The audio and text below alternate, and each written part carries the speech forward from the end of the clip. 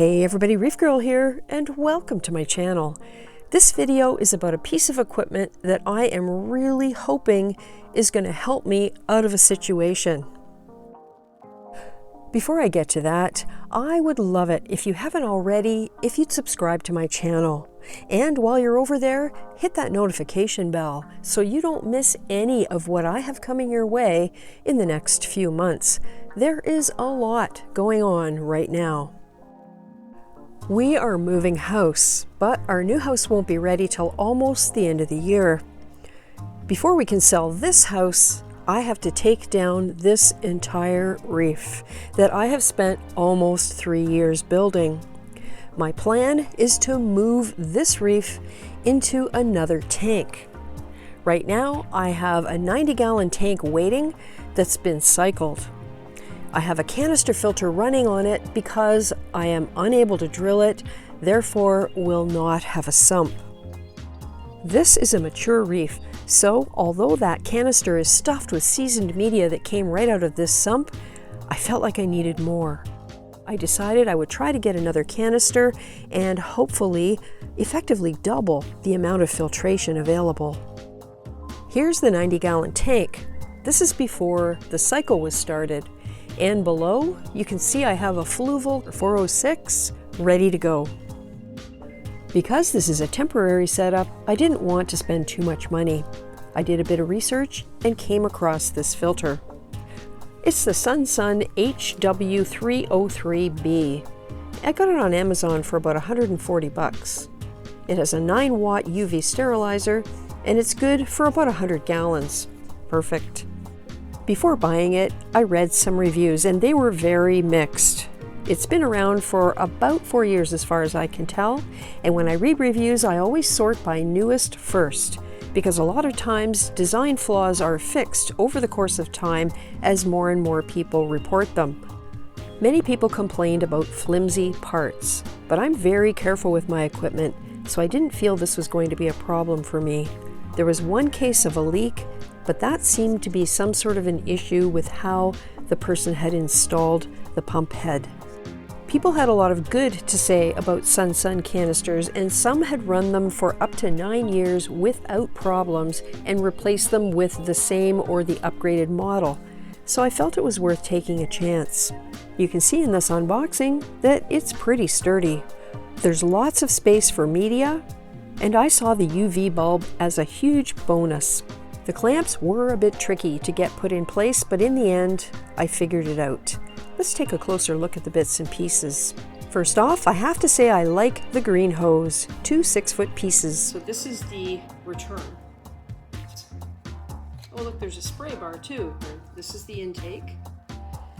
It has a strainer. And this big blue button is to prime the pump, and it moves quite easily. And I like this. This little clear plastic cover protects the UV switch. You can turn it on or off at will, and that little light will light up blue when it's on. Love the positioning right up front where it's easy to reach and easy to see. So far, I have to say, I'm reasonably impressed. And I guess once I have it installed on the tank and running, then we'll find out if I'm going to be sorry. All right, so the Sun canister is installed now, and it was easy. It was simple to hook up, and about 7 pushes on that big blue button, and it started drawing water immediately and primed itself. It was great. We're going to have to keep a close eye on these brackets because, as you can see, there is tension on that bracket, and the reason is the top trim on the tank is wide, too wide for that slot.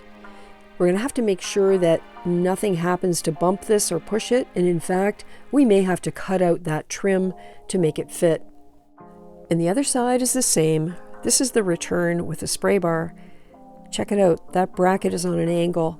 Makes me a little nervous, I have to admit. We left both 6-foot stretches of hose intact, did not trim them, and it worked out perfectly because they reached right to the top of the tank with no tension on them.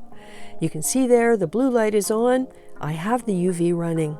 I won't run it all the time because apparently the bulbs don't last very long. So what have we got in here? Well, starting in the bottom tray, I have a pinky filter and a nitrate reducing pad, both of which I cut out, tracing around the pad that came with it so that it would fit inside that tray. On top of that is some Seachem matrix and denitrate biomedia. The middle section has another filter pad and lots of Seachem matrix, and the top section has yet another filter pad and some Cyperax seeded from my sump, along with a bit of aquachar.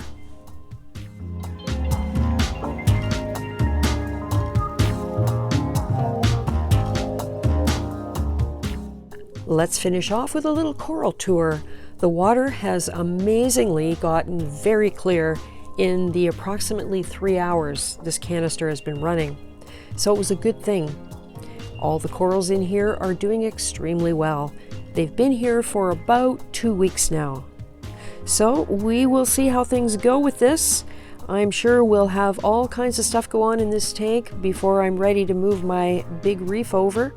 And the first thing on the menu is going to be to get the alkalinity up to around 8.5, because right now it's at 5. Can't stay there.